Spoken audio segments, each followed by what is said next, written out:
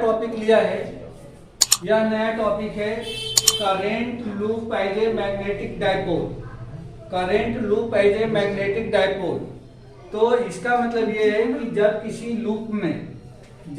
Loop में current produce करे, जैसे मान लीजिए ये हमने एक लूप लिया, अगर इस लूप में करंट प्रोड्यूस कराया जाए, करंट फ्लो कराया जाए, अगर इस तरह से इसमें करंट को फ्लो कराया जाता है तो यह एक मैग्नेटिक डाइपोल के जैसा बिहेव करेगा। मैग्नेटिक डाइपोल के जैसा बिहेव करेगा। यही चीज हमें यहाँ पे प्रूव करके देखनी है। ठीक है बेटा। तो इसमें अगर यहाँ पे ये हमने एक लूप लिया है, तो जैसे एक कॉइल में जैसे ही करंट हम फ्लो कराते हैं, तो ऑलरेडी हम लोग पढ़ चुके हैं कि उस कॉइल के एक्सेस के अलोंग, यानी कि जो परपेंडिकुलर उसकी एक्सेस निकलती है, उस एक्सेस के अलोंग उसमें एक मैग्नेटिक फील्ड प्रोड्यूस होती है। तो यहाँ पे जो मैग्नेटिक फील्ड है, वह मैग्नेटिक फील्ड मान लीजिए कि ये इसका यहाँ से अगर एक्सिस हम लें, इसका ये एक्सिस लें, तो यहाँ से इसके अलोंग क्या होगी, एक यहाँ पे मैग्नेटिक फील्ड प्रोड्यूस होगी। ये मैग्नेटिक फील्ड प्रोड्यूस होगी। और ये इतना ही नहीं, ये इस तरह से ये मैग्नेटिक फील्ड ऐसे भी जाएगी, ऐसे भी जाएगी, इस तरीके से यहाँ से मैग्नेटिक फील्ड यहाँ से प्रोड्यूस होगी। आज यहाँ पे अगर इसको मैं मान लेता हूं, एक मिनट,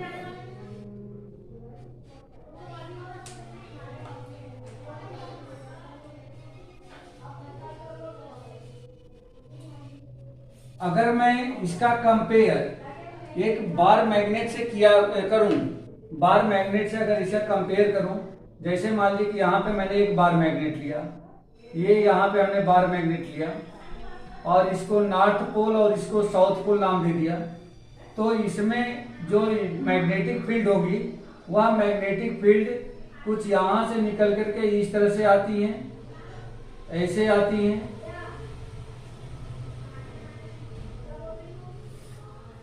यह मैग्नेटिक फील्ड लाइंस यह ऐसे निकल के आती हैं।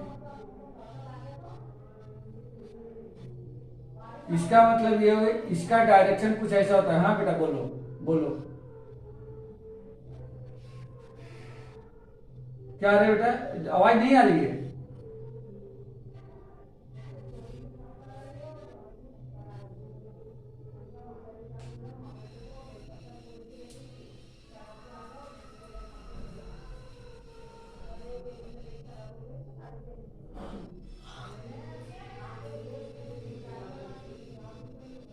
हाँ एक मिनट, इसको एक बार डिस्कनेक्ट करके कर दो, देखना उसको मत हिलाना।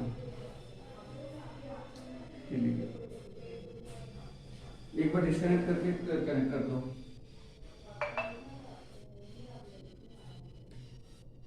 हाँ कनेक्ट हो गया बेटा। एक मिनट, वो चार्ज है, दूसरा चार्ज है, एक मिनट इसको कनेक्ट करो। कहाँ है?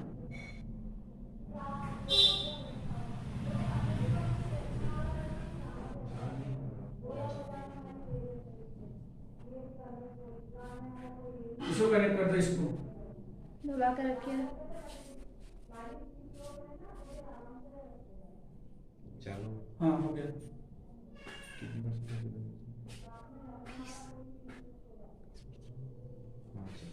हो गया। हाँ बेटा क्या आवाज आ रही है? ठीक है ठीक है ठीक है। तो देखो बेटा, यहाँ पे मैंने पहले एक लूप लिया था, इस लूप में करंट प्रोवाइड किया। इस करंट के ड्यू टू इसमें एक मैग्नेटिक फील्ड, इसके एक्सिस से एक मैग्नेटिक फील्ड प्रोड्यूस हुई, जिसका डायरेक्शन अपवर्ड डायरेक्शन में मिल लिया। अब यहाँ पे हम लोग ये देखेंगे कि यहाँ पे अगर मैं इसका कंपेयर एक बार मैग्नेट से मैं करता हूँ, तो इस बार मैग्नेट का जो ये ऊपर वाला सिरा है, इसको मैंने नॉर्थ पोल माना है और नीचे वाले सिरे को साउथ पोल माना है। तो इसका मतलब ये हो गया कि नॉर्थ पोल से मैग्नेटिक फील्ड आउट हो रही है। तो यहाँ पे जो इस कॉइल का अपर सरफेस है, कॉइल का जो अपर सरफेस है, या अपर सरफेस या नॉर्थ पोल के जैसा बिहेव करेगा, जबकि इस कॉइल का जो लोअर सरफेस है, लोअर सरफेस वहां जहां से मैग्नेटिक फील्ड इंटर कर रही है, या एक साउथ पोल के जैसा बिहेव करेगा, साउथ पोल के जैसा बिहेव करेगा। तो नीचे वाला सरफेस, कॉइल का नीचे का सरफेस साउथ पोल और ऊपर का सरफेस नॉर्थ पोल के जैसा बिहेव करेगा। अब यहाँ पे आप लोगों का एक क्वेश्चन ये हो सकता है, ये क्वेश्चन ये हो सकता है कि क्या करंट का डायरेक्शन चेंज करने से कुछ चेंज होगा? यस, करंट का अगर हम डायरेक्शन चेंज करते हैं, जैसे यहाँ पे हमने एंटी क्लॉकवाइज मतलब ये लिया है, ऐसा लिया है, ऐसे लिया है, तो यहाँ पे हम देख रहे हैं कि मैग्नेटिक फील्ड का डायरेक्शन अपवर्ड है। लेकिन यदि करंट का डायरेक्शन हम चेंज करेंगे तो ये बट नेचुरल है कि इसका डायरेक्शन नीचे की तरफ हो जाएगा, मैग्नेटिक फील्ड का डायरेक्शन नीचे की तरफ हो जाएगा।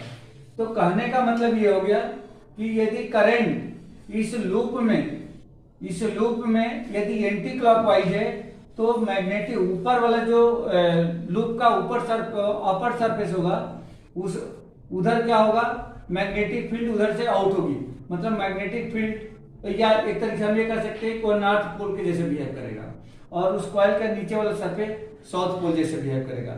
ये क्लियर हो गया बेटा? इतनी बात क्लियर हो गई क्या? हाँ, मतलब ये जो लोअर सरफेस है, लोअर सरफेस या एज ए साउथ पोल होगा और जो अपर सरफेस है, अपर सरफेस या नॉर्थ पोल के जैसा ये बिहेव करेगा। अब हम लोगों को इसमें देखना है कि जो इसका डाइपोल मोमेंट होता है वह डाइपोल मोमेंट किसके डायरेक्टली प्रोपोर्शनल होता है, या मतलब वह किस पे डिपेंड करता है। तो इसमें मेन चीजें दो ही है बेटा। आपने यहाँ पे एक लूप लिया है, तो इस लूप में फ्लो होने वाली करंट हमारे पास है और इसकी कुल मिलाकर के एक सरफेस एरिया है। बस दो ही चीजें हैं, दो के अलावा तो कुछ है नहीं यहाँ पे। तो इसका मतलब ये हो गया कि करंट के मैग्नीट्यूड को अगर यहाँ पे इंक्रीज किया जाता है तो बट नेचुरल है कि इस मैग्नेटिक फील्ड का जो डाइपोल मोमेंट होगा, मैग्नेटिक डाइपोल जो मोमेंट होगा वह इंक्रीज होगा।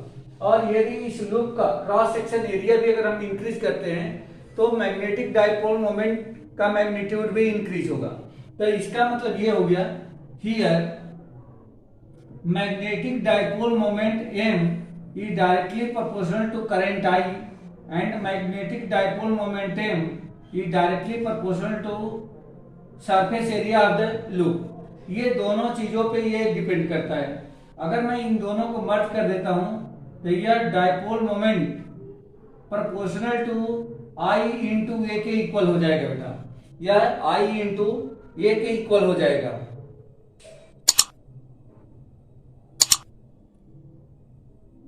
अब हम लोग अगर इस प्रोपोर्शनलिटी साइड को हटा दें, सिंपली जैसे हर क्वेश्चन में हम लोग करते हैं, हर डेरिवेशन करते हैं कि इसको यदि हटा दें तो ये हो जाएगा m इक्वल टू के इंटू आई ए, के इंटू आई ए, जहां पे के एक कांस्टेंट है, वेयर के इज ए कांस्टेंट या के एक कांस्टेंट कहलाएगा।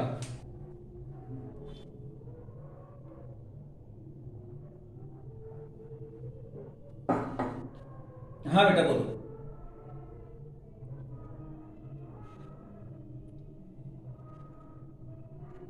ये आर्बिट्रेरी कांस्टेंट है ना बेटा, आर्बिट्रेरी को।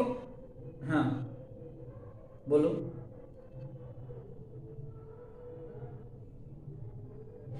हाँ हाँ हाँ सही है।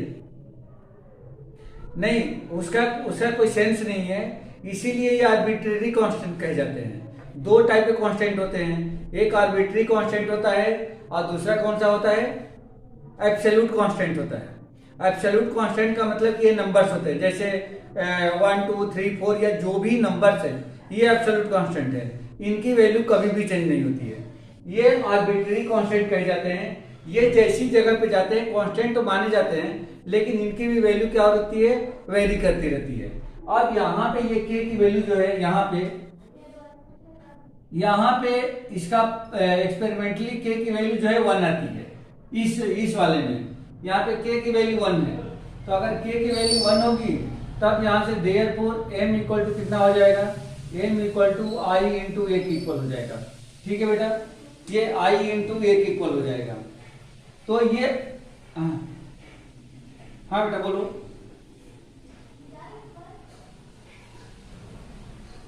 हाँ, एयर एंड वैक्यूम के लिए तो वो तो उसमें हम लोग देखें इलेक्ट्रोस्टैटिक,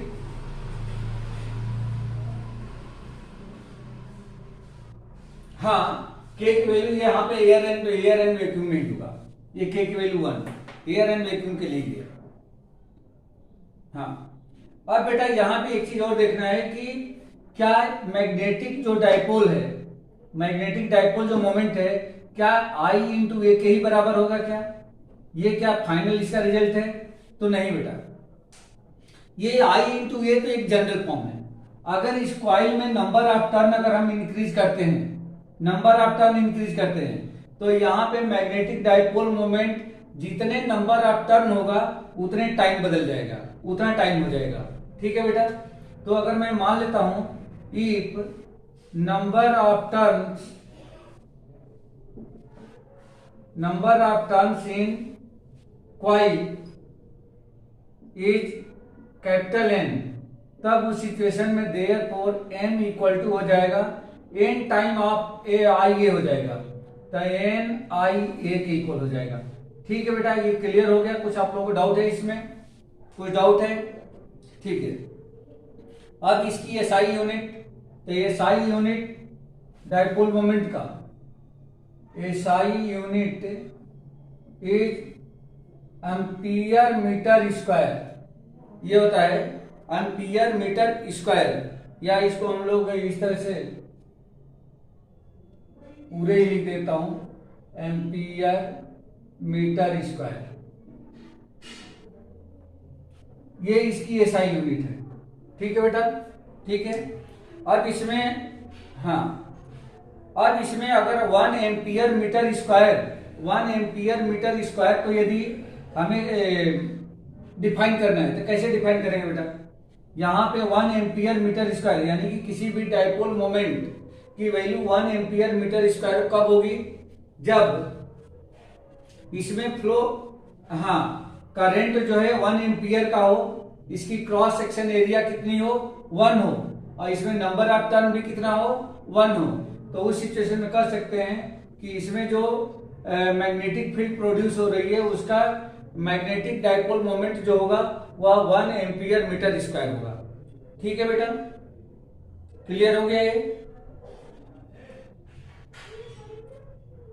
हाँ, सोलेनॉइड में भी कुछ ऐसा ही पढ़े थे ना, हल्का फुल्का इसी से मिलता जुलता था, वो भी इसी से मिलता जुलता था। हाँ, अब राजदीप, अब बेटा अगला टॉपिक है अपना torque on A bar magnet in a magnetic field. जब किसी मैग्नेटिक फील्ड को हम लोग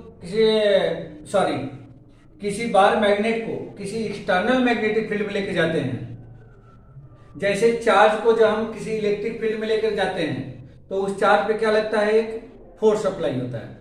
सेम वैसे ही किसी मैग्नेट को यदि किसी एक्सटर्नल मैग्नेटिक फील्ड में लेके जाएं तो उस मैग्नेट पे भी क्या लगता है? एक टार्क अप्लाई होता है, और टार्क यानी कि फोर्स अप्लाई होता है। बट वो फोर्स क्या होता है? फोर्स का मैग्नीट्यूड सेम होना और उसके डायरेक्शन अपोजिट होने की वजह से वो दोनों फोर्स कैंसिल हो जाते हैं, मतलब उसमें लीनियर मोशन नहीं हो पाता है।